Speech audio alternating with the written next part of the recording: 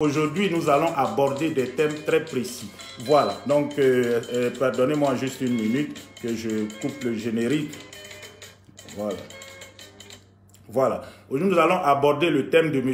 Alassane Ouattara qui a décidé contre vent et marée, bien sûr contre aussi les tests de l'État de Côte d'Ivoire, de se présenter à un troisième mandat à la tête de l'État de Côte d'Ivoire. Vous avez tous vu en abondance les vidéos qui ont circulé lorsqu'on était en train de voter cette nouvelle constitution qui marque la troisième république. Je vous rappelle, la première république, c'était la république de Guy Robert, pardon, du moins du président Félix Houphouët-Boigny. C'est le jour de l'indépendance qui a commencé, le 7 août 1960, qui a commencé la première république de Côte d'Ivoire. Alors nous sommes passés à une deuxième république avec le coup d'état de général Robert Gueye, c'est-à-dire le 24 décembre 1999. Et Alassane Ouattara qui ne voulait pas, bien sûr, s'identifier au général Gueye. Je rappelle que c'est Alassane Ouattara qui a été l'auteur, pas matériel, mais l'auteur intellectuel de ce coup d'État. Intellectuel, c'est lui qui l'a décidé, c'est lui qui l'a financé et ça lui a bien profité, ça devait lui profiter. Malheureusement, les choses ne se sont pas passées comme ça. Le général Gueye l'a doublé à la dernière minute.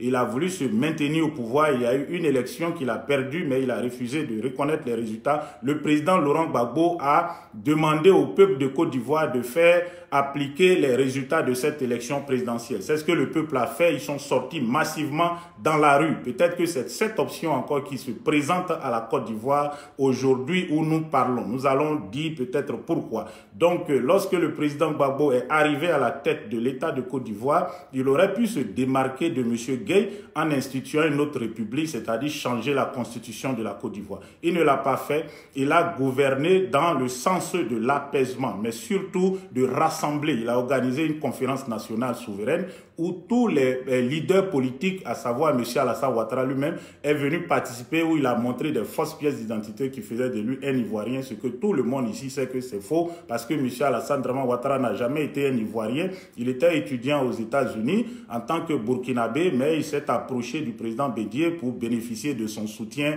matériel, de son aide, se faisant passer pour quelqu'un qui est né à Dembokro. Peut-être il est né à Dembokro, je ne peux pas l'affirmer. L'état civil peut-être n'existait pas dans ce temps, mais le président Bédié lui a apporté une aide abondante, ce qui lui a permis de finir ses études aux États-Unis et puis de commencer à travailler comme économiste. Comme à l'époque, il n'y avait pas assez de cadres. Lorsque vous finissez l'école, l'université, vous avez déjà un travail. Voilà, donc c'était une parenthèse. Donc, la troisième, d'abord la deuxième du général Gueye, Gueye commence, la deuxième république commence le 24 décembre et elle continue jusqu'à 2016, c'est-à-dire on va dire décembre 2016 où Alassane Ouattara promulgue une nouvelle constitution qu'il fait voter à 16 milliards. Il y a eu la campagne. Durant cette constitution, beaucoup de choses ont été dites. Des personnes telles que M. Aoussou Jeannot, qui est porté disparu aujourd'hui, qui se trouve en Allemagne. Certains disent qu'il a cassé la pipe. Nous n'allons pas confirmer ou infirmer l'information. Donc, M. Aoussou Jeannot avait dit, et dans ce cas, il s'adressait aux militants du FPI pour leur dire, mais vous refusez de voter la constitution. Si Gbagbo, dans 30 ans, il sort et puis il vient là. Et il peut devenir candidat même à 90 ans. Donc, c'était un peu, je dirais, c'était pour les narguer.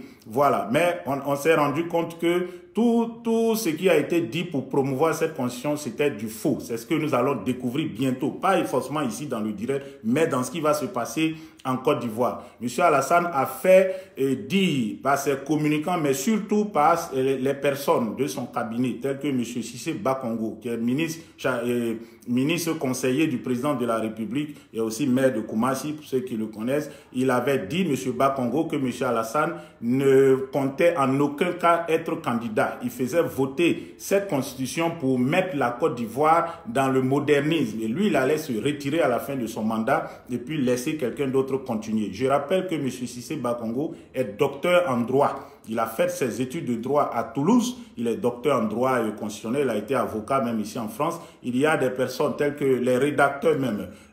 Voilà, vous pouvez écrire son nom. Il y a un monsieur Claire là, que son nom est professeur Ouraga Obou. Professeur Ouraga Obou avait dit que la Constitution ne permet pas au président qui était là, qui était dans son deuxième mandat, de se représenter. Je rappelle que c'est à un an après l'élection d'Alassane Ouattara en 2015 qu'il fait changer la constitution de la Côte d'Ivoire. Les autres ont fait des modifications, c'est-à-dire lorsqu'il y a un texte qui ne va pas, on modifie. les États-Unis depuis 1700 et où ils ont eu l'indépendance, 1704, il n'y a jamais eu de changement de la Constitution. Les seules choses qu'on fait, ce sont des amendements constitutionnels. Le premier amendement, le deuxième, le troisième, jusqu'à aujourd'hui, on fait des amendements. Lorsqu'il y a quelque chose qui ne fonctionne pas, on fait un amendement, mais on ne change pas toute la Constitution. Je rappelle pour certains, il est bien aujourd'hui d'éclairer l'opinion de nos frères et puis aussi de nos parents.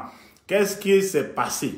Alassane veut changer tout ce qui était en Côte d'Ivoire avant que lui n'arrive. Mettre son nom, dit que c'est lui qui a construit la Côte d'Ivoire. Il veut même effacer le nom du président Houphouët. C'est pour ça qu'il crée ce parti RHDP là d'abord. Et puis vous voyez ce que le président Houphouët avait construit. Le président Bédié est venu, il a continué. Je rappelle même que c'est le président Bédié et le président Houphouët qui ont travaillé ensemble dans les années 70, les années du miracle. Donc, au lieu de réparer ce que ces leaders ont fait, parce qu'on dit l'État c'est une continuité, Draman ne fait pas ça. Il veut tout faire au début par lui-même. Il a changé la Constitution. Ce que le président Houphouët avait fait, on avait rédigé en 60 là. Lui, il a déchiré ça. Et puis, Gueye est venu, il a fait. Parce que sur plainte encore de Draman Ouattara qui disait qu'on l'exclut, le et ou, c'était flou, ainsi de suite. On a fait une autre constitution pour lui garantir certains droits. Bien sûr, ça, c'est pas suffisant. Il a déchiré cette constitution et il a refait une autre constitution en 2016. C'est-à-dire que pour dire la Côte d'Ivoire vient de naître, c'est une autre république, une troisième république. Quelle est cette personne qui dit qu'il défend les idéaux d'une personne, mais il veut détruire l'héritage de cette personne-là? Voici ce qui se passe avec Draman Ouattara.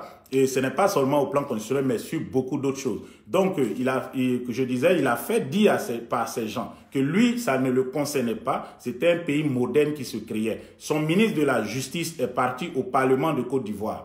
Devant tous les députés, il a déclaré, les vidéos sont là, ça existe, vous pouvez voir ça sur les réseaux sociaux, que lui, son patron, le président de la République, ne serait pas candidat.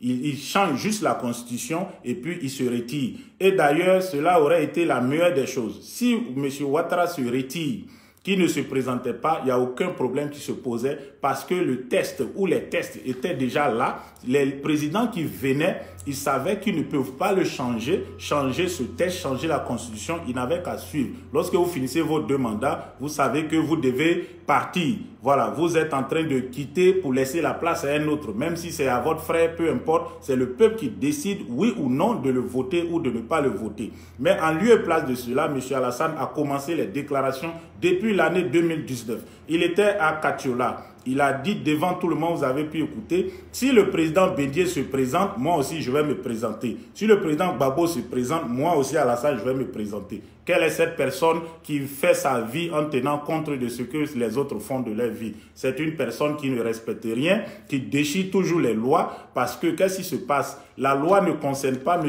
Bédié ni M. Gbagbo, parce que c'est Alassane qui a fait sauter le verrou de l'âge dans cette nouvelle constitution.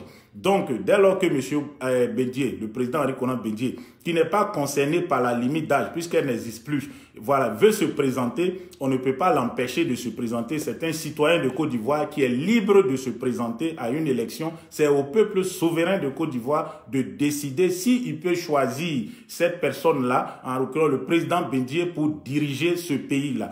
Ce n'est pas à M. Ouattara de dire « Ah, si lui aussi veut, moi aussi je vais partir ». Ça, c'est quelqu'un qui est antidémocratique et qui ne respecte pas les lois, les règles de l'État que lui-même il est en train de diriger. Deuxièmement, il a dit, si le président Gbagbo aussi se présente, moi aussi je vais partir. Je leur ai dit, on va laisser la place à une nouvelle génération et nous on va se retirer. Moi et le vice-président Duncan, on se retire, mais on a découvert ici, on ne va pas revenir, qu'il avait menti à M. Duncan. M. Duncan vient de claquer la porte, il est parti. Donc après toutes ces déclarations, le même Ouattara qui fait, il tape son tam-tam et puis il danse. Il s'en va encore à Yamoussoukro et il dit « Aujourd'hui, je décide de ne plus être candidat, moi je me retire, laisse la place à une nouvelle génération. » Tout ce cinéma, on se rend compte aujourd'hui que c'était juste du faux, c'était du flafla, c'était de la poudre de perlimpinpin aux yeux des Ivoiriens. Alassane Ouattara a décidé contre Van Maré de se représenter parce qu'il avait juste mis M. Gon Coulibaly pensant que M. Gon allait mourir dans les premiers mois de sa présidence et son petit frère allait le remplacer. Je rappelle que dans sa constitution qu'il avait fait voter en 2016, M. Alassane Ouattara disait que Le vice-président, il fallait un vice-président, donc il a nommé son ami juste d'alors, hein, M. Daniel Kablan-Duncan, comme son vice-président. Il a dit qu'il fallait un vice-président qui est voté, c'est un ticket, c'est comme ça se passe aux États-Unis, on vote le président et son vice-président. Donc, celui qui est candidat pour être président choisissait une personnalité qui le présentait à l'opinion comme c'est lui-là qui va m'accompagner dans ce que je vais faire. C'est mon compagnon de voyage. Nous allons cheminer ensemble, on va travailler ensemble. Si je ne suis pas là, c'est lui qui va être là. Donc, c'est ce que M. Ouattara a fait croire aux Ivoiriens pour qu'ils votent cette constitution. Dès que cette constitution a été votée, pendant le coronavirus, où tout le monde était préoccupé, comment ne pas mourir de cette maladie que nul ne savait d'où elle venait, ni quelle était sa dangerosité, vu que c'est eux-mêmes qui l'ont fait rentrer en Côte d'Ivoire, en permettant à leurs enfants qui étaient en France, leurs familles, qui étaient souvent pour beaucoup contaminés, de rentrer en Côte d'Ivoire et de dispatcher cette maladie dans leur entourage, en commençant par les filles de ménage, les chauffeurs, le personnel de maison qui retournaient dans les bas quartiers voir leurs familles et qui contaminaient, et on va dire, le sexe comme ça a grandi jusqu'à ce que le corona touche même toute la ville d'Abidjan et les autres villes de l'intérieur du pays. Donc c'est eux qui distillent le coronavirus en Côte d'Ivoire. Pendant que les gens sont préoccupés à se soigner, ils ont confiné la ville d'Abidjan. Maintenant, quand M. Ouattara réunit son parlement à Yamoussoukro, où il déclare que il change, il fait on va appeler ça des amendements constitutionnels, mais ce ne sont pas en fait, c'est pas légal parce que ce sont des ordonnances. C'est-à-dire, il avait mis l'état d'urgence. L'état d'urgence, ça veut dire qu'on n'a plus besoin du Parlement pour diriger le pays. On n'a plus besoin de la justice.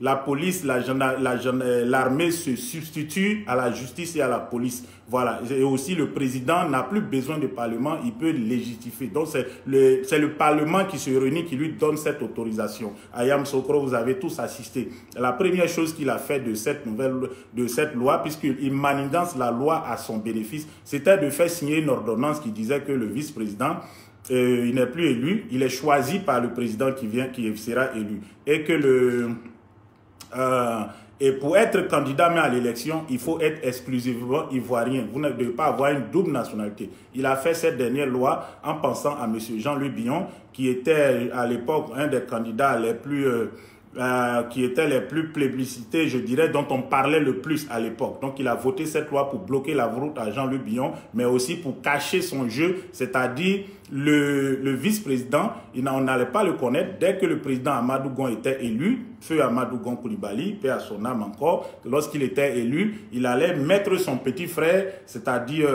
M. Téné Biraïma, et celui-là, Gon Mourant, c'est lui qui allait prendre la place, et le même système d'Alassane Ouattara allait continuer à diriger la Côte d'Ivoire pour les 10 prochaines années.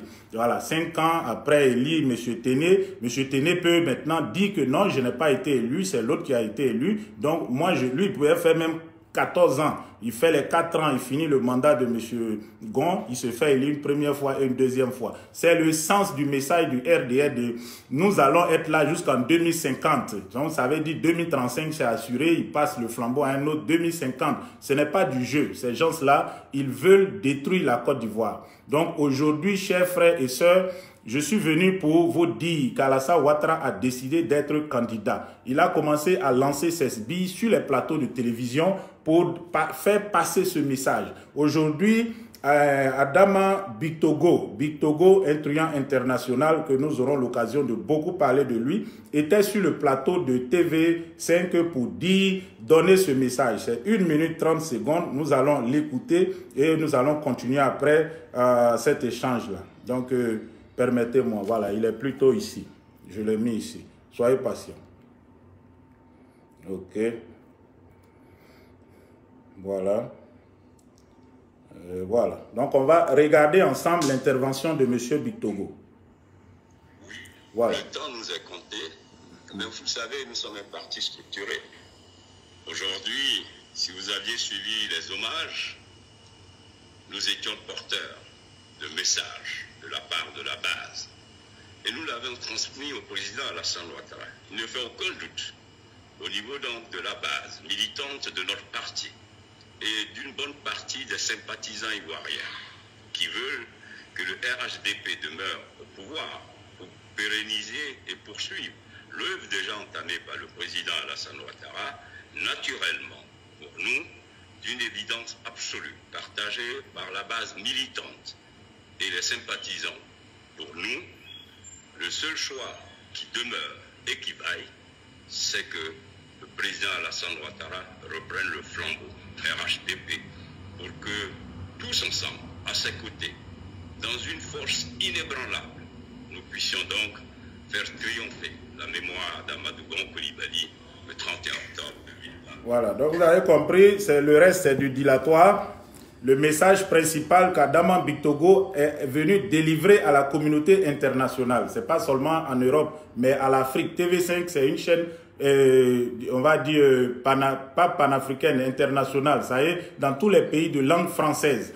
Amadou Gon, ce monsieur-là, Adama Bictogo est venu dire que monsieur le président ou bien les militants sont venus pour dire, ils ont fait une pétition pour demander au président Ouattara de continuer l'œuvre. C'est comme ça qu'ils vont magnifier, on va dire, l'image de monsieur Amadou Gon qui est mort. Où est le rapport entre la mort d'un candidat déclaré et la venue d'un autre candidat pour violer une constitution que vous-même vous avez fait voter à coups de milliards pour dire nous allons mettre le pays là sur la voie du développement dans une ère moderne, celle du 21e siècle.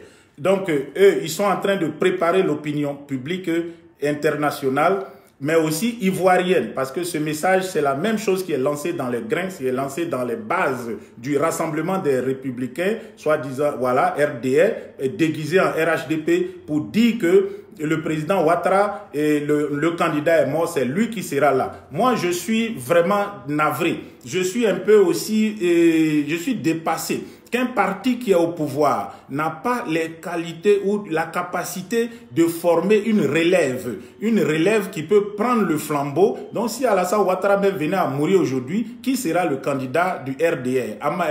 Celui-là, Ahmed Bakayoko, on a longuement parlé, et voilà, c'est un criminel. Vous voyez que tout se résume là parce qu'ils n'ont pas d'autres candidats. Ahmed Bakayoko, tout le monde sait que bientôt, ce sera fini pour lui. Donc, on ne peut pas vraiment le voir ou chercher à le prendre pour représenter parce que ça va être un chaos, sans oublier que le fait que c'est un électron libre qui va pour lui. On va peut-être lui donner le poste de Premier ministre pour le faire mater, lui garantir une protection qu'on ne va pas le remettre aux États-Unis et ainsi, eux, ils vont garder le pouvoir. C'est-à-dire garder le pouvoir par Alassane Ouattara. Adama Bictogo qui veut garder ses intérêts, protéger ses intérêts et tout le groupe des étrangers que je vous ai cité la dernière fois, ils incitent le président Ouattara, mais ils sont en train de l'induire en erreur parce que c'est eux qui circulent dans les grains et autres pour faire dire aux militants que vous devez signer cette pétition et nous allons demander au président Ouattara de refaire notre mandat. Ce mandat sera anticonstitutionnel. Le peuple de Côte d'Ivoire, quelles sont ses possibilités pour s'opposer à ce hold-up-là, ce hold-up que le RDR, un petit parti, un groupuscule de personnes qui sont pour la plupart des étrangers, n'ayons pas honte de le dire, c'est des personnes qui ont des origines étrangères, qui n'aiment pas la Côte d'Ivoire parce qu'ils ont une deuxième patrie où ils iront si les choses venaient à être néfastes en Côte d'Ivoire. Ces personnes poussent, peut-être qu'ils ne le poussent même pas, c'est lui-même qui est l'initiateur du projet. Ces personnes veulent que celui qui était là, qui normalement doit laisser la place, il revienne. Et moi, je le disais là-bas la dernière fois sur le plateau, ils n'ont pas de candidat pour venir porter le flambeau de leur projet. Ils ont dit en 2010 et en 2015, on va faire ceci, on va créer 1 million d'emplois, des universités, on va faire cela. Mais aujourd'hui, qui vient pour faire le bilan de ce projet, à part Alassane Ouattara, il n'y a personne d'autre. Donc, vous pouvez comprendre que c'est un parti, c'est un petit groupuscule qui ne cherche qu'à défendre ses intérêts. La majorité sont des étrangers, ils manipulent nos frères du Nord, des militants, des personnes qui étaient pour la plupart au PDCI, le PDCI créé aussi par le patriarche Poloforo Gon Coulibaly. Ils ont manipulé ces gens que aujourd'hui le PDCI ne vous a rien donné et ceci et cela, ce qui était un mensonge. Aujourd'hui, qu'est-ce qui se passe? Ces personnes qui les ont suivis ont compris qu'ils n'ont rien bénéficié. Le parti est resté sectaire. Mais ce petit groupe sectaire-là veut par tous les moyens se perpétrer au pouvoir. Ils ont commencé à armer des milices. Ils ont commencé à armer des milices et à activer dans les fumoirs de drogue, mais aussi dans les grains et autres, préparer des jeunes. Ils ont distribué des armes à des jeunes pour s'opposer à toute velléité de l'opposition qui va vouloir manifester dans la rue. Il faudrait qu'on voit un peu une image. Il y a un de ces disons, désespérés, qu'on voit clairement que c'est un fumeur de drogue. Il n'y a rien à cacher. Celui-là, vous voyez bien son visage. Un visage comme ça qui vient dans votre famille, vous n'avez même pas à discuter, vous savez que c'est un fumeur de drogue. La drogue là qui fait autant de mal et qui est aujourd'hui, la Côte d'Ivoire est le pays central dans le monde entier par où la drogue transite. Cette drogue, il y a une grande quantité qui reste et il y a des personnes comme cet individu-là qui s'abreuvent de cette drogue après avoir attaqué. Puisqu'ils n'ont pas l'argent pour acheter, c'est les attaques au couteau qu'ils font contre les personnes là dans la rue que leur procure l'argent pour se droguer, pour aller acheter cette drogue. Et ces jeunes drogués, on leur a promis de l'argent, on les a armés, ils sont prêts à faire face à l'opposition si elles décidaient de descendre dans la rue pour s'opposer à ce hold-up qui arrive. Donc, on va écouter le message de ce écervelé là. Voilà, après on va continuer. Voilà, permettez-moi. On ne pouvait même pas porter le t-shirt de Ouattara. Maintenant, nous allons imposer ça. Personne ne portera le t-shirt de Babou Laurent en Côte d'Ivoire. Personne. Parce que personne ne portera le chapeau de Babou Laurent en Côte d'Ivoire. Personne aussi ne portera le t-shirt ou bien le casquette de GSK en Côte d'Ivoire. Celui qui porte là. Oui, on va le téléquer. Voilà. On va... Voilà. Attendez, je reviens un peu en arrière. Partout où vous voyez quelqu'un qui porte le t-shirt de Babou Laurent, faites-le avaler ça. À peu près partout où vous voyez ceux qui portent le képi de JSK là, faites-les avaler le t-shirt, leur chapeau. Voilà, donc les menaces s'affusent déjà. Cet individu, on me signale que c'est un Burkinabé qui vit en Suisse, qui est en train de inciter les Ivoiriens. J'espère que pour une fois, vous n'allez pas écouter et suivre les messages d'un étranger contre vos propres frères de Côte d'Ivoire. Cette lutte-là que le peuple de Côte d'Ivoire, les membres de la société civile haute ont commencé, c'est pour que les fils de Côte d'Ivoire puissent vivre en paix. Il y avait la paix en Côte d'Ivoire pendant 40 ans. 40 ans, de 1960 à l'an 2000, il n'y avait ni coup d'État, il n'y avait pas de guerre, il n'y avait pas de microbes, il n'y avait pas de velléité par-ci par-là. On vivait en paix, en harmonie et sur toute l'étendue du territoire, entre Ivoiriens du nord, du sud, de l'est, l'ouest, entre aussi des étrangers de la CEDEAO, mais qui venaient aussi de plus loin. Je rappelle que la Côte d'Ivoire est le pays qui a le plus d'étrangers, par exemple, libanais, sur son sol. Deuxième pays, c'est le Canada. Troisième, c'est la France. Nous avons vécu en toute fraternité, amitié. La Côte d'Ivoire, il y a plus de 3 millions de Burkinabés, par exemple. Il y a des centaines de milliers de Guinéens, de Maliens et autres. Nous étions en parfaite harmonie. Aujourd'hui, qu'est-ce qui se passe? Ce petit groupuscule qui défend ses intérêts, mais ne défend pas les intérêts de la majorité de leurs frères, incite les autres à s'en prendre aux autochtones, à l'ouest, au centre, au sud même, et puis souvent aussi à l'est, en leur faisant croire que si le PDCI ou le FPI revient au pouvoir, il va s'en prendre à eux, on va les poursuivre, on va les chasser, on va les déposséder de leurs biens, on va les assassiner. Jamais, jamais et jamais. Le PDCI, ce n'est pas des barbares. C'est un parti de personnes qui sont sérieux et qui sont éduqués, qui ont fait des hautes études, qui ont travaillé. Je veux vous dire, le nombre de cadres du PDCI RDA qui peuvent assurer même la magistrature suprême ou qui vont travailler à côté du président Rikonan Bédié. Si on met leur CV là, on met leur expérience, les années d'expérience ensemble, on peut dépasser 1000 ans. Il y a tellement de cadres. Mais au RDR, vous avez qui? Aujourd'hui, M. Gon est mort, on revient à M. Ouattara. Prenons l'expérience de ces deux personnes-là. M. Gon, il a commencé à travailler en 1990, je crois. La fille s'est dit dans les années 70. Bon, il n'avait pas vraiment de responsabilité. Donc sa vie, on va dire même, elle a duré 30 ans. Ou même mettez 40, on commence en 1980. Voilà, M. Ouattara, on prend 45 ans ou bientôt 50 ans, s'il a commencé en 68 à travailler au FMI. Mettons même 50 ans de vie professionnelle. Mais il y a beaucoup d'années, depuis 2000 à 2010, où il ne faisait aucune activité. C'était pour inciter à la haine et à la violence les Ivoiriens. Donc, quand on prend leurs deux expériences, ça n'atteint même pas 100 ans.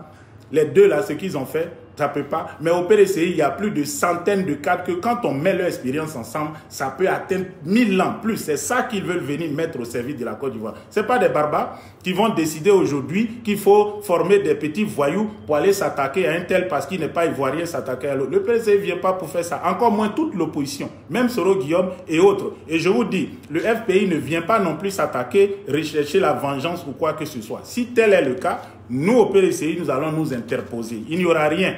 Donc, ce qu'on vous raconte des mensonges, sachez que c'est vous-même, vous allez vous mettre dans des problèmes inutiles, à créer l'ennemi des ennemis, parce que vous voulez suivre le discours de personnes haineuses qui veulent détruire la Côte d'Ivoire parce qu'ils savent qu'eux, ils ont l'argent gardé ailleurs, ils vont partir. Mais vous, quand vous allez retourner en Guinée, au Mali, sans rien, avec les djihadistes qui vous poursuivent, comment vous allez vivre? Restez loin de la politique de la Côte d'Ivoire. Parce que ce qui arrive, ça ne vous concerne pas. Ce sont des affaires de famille. Il y a un groupuscule, je n'ai pas dit tout le monde, c'est un groupuscule commandé par ce Big Togo et son frère là, c'est l'un des plus gros truands, Moumouni, et son frère commande une mine de manganèse, la plus grande mine de manganèse hors de Guinée-Conakry, une des plus grandes en Afrique. Il n'a pas envie de perdre ça parce que ce contrat, il a eu de façon opaque. Vous avez Big Togo lui-même qui vient de détourner 30 milliards là-bas au Sénégal. Parce qu'il allait promettre aux Sénégalais qu'il allait construire des maisons, il ne l'a pas fait.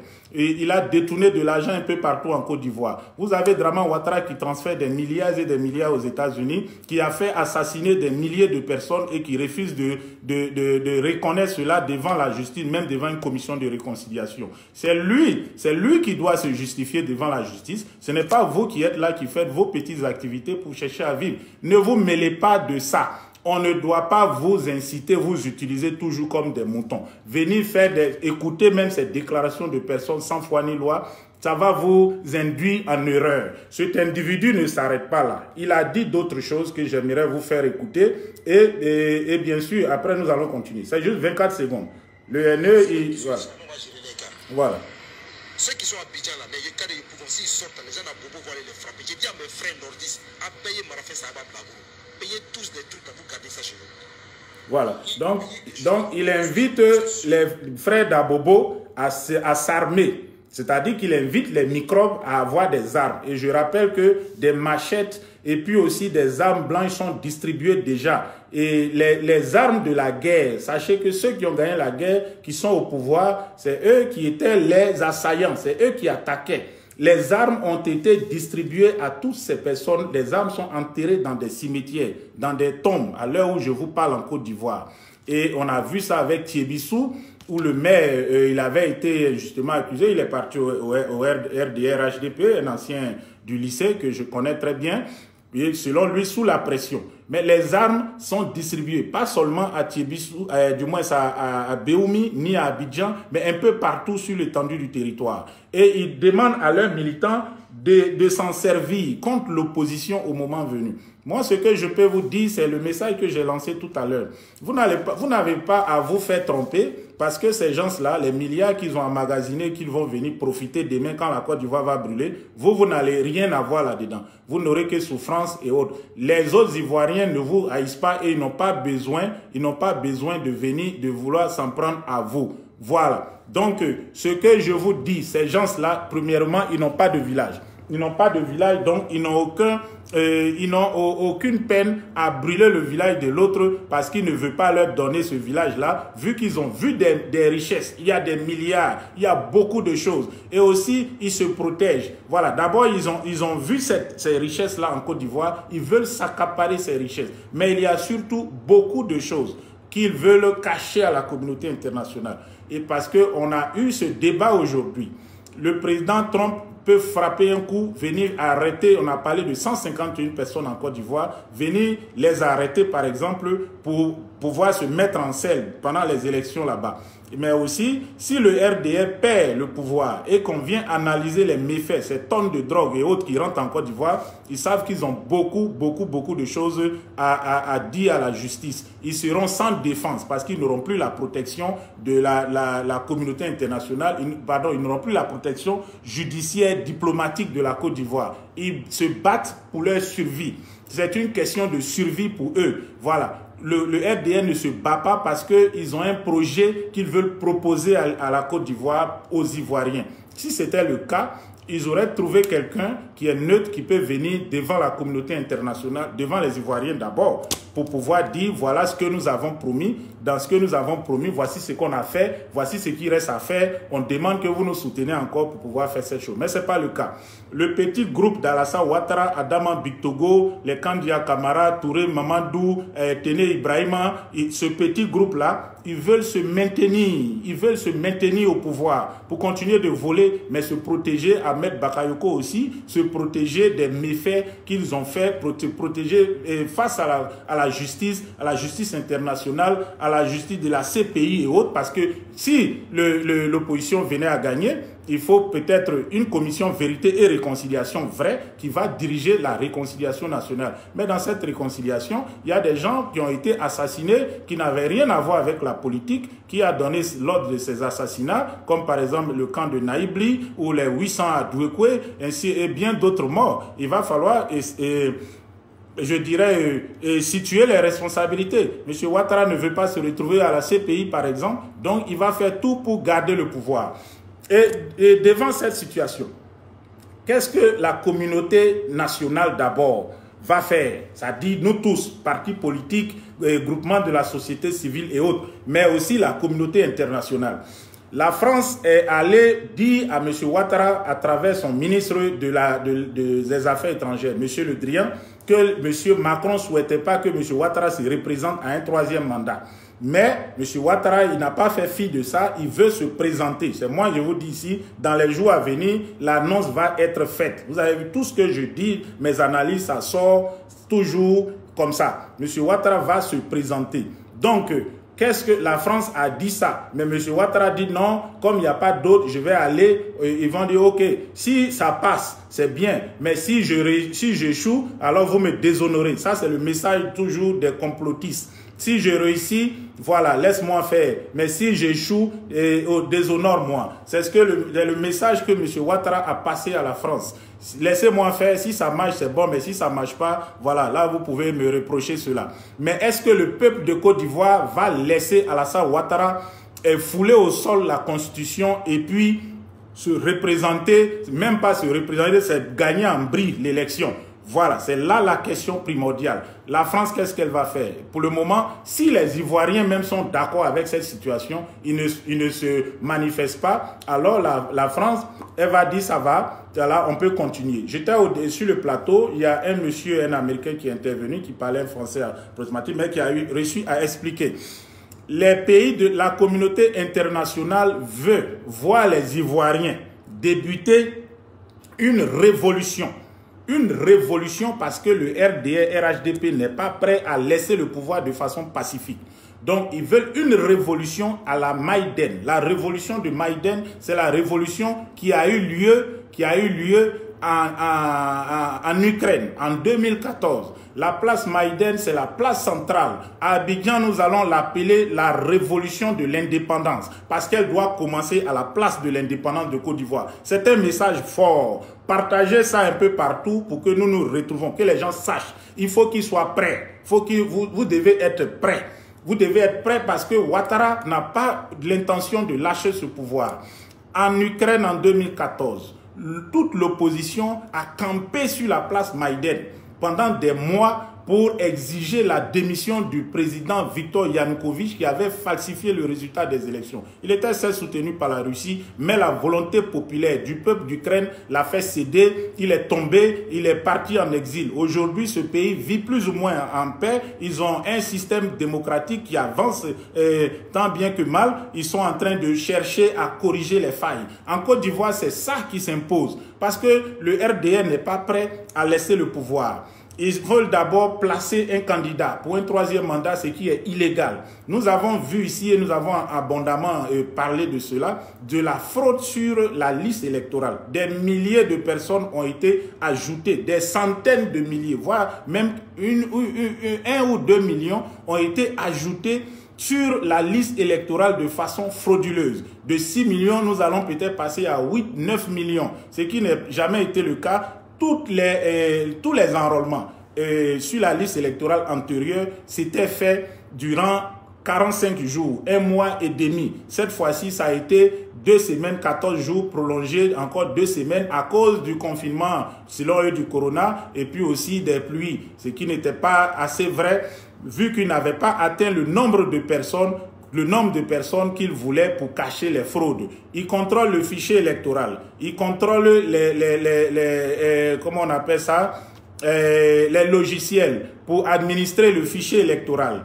Et sans oublier qu'il contrôle le Conseil constitutionnel. L'opposition n'est pas présente. La Cour africaine des droits de l'homme et des peuples qui a décidé il y a de cela quelques jours que l'État de Côte d'Ivoire devait revoir tout ça, les commissions électorales, revoir le Conseil constitutionnel. Voilà, elle attend ce que la Côte d'Ivoire va faire, ne l'a pas fait. On ne peut pas faire tout ça en 3 mois pour aller à une élection. Il ne reste qu'une seule chose que le peuple doit demander, c'est la transition. Et cette transition, le peuple ne peut la demander qu'avec une révolution. On va dire une personne neutre de transition qui va prendre le pouvoir pour le peuple. Voilà.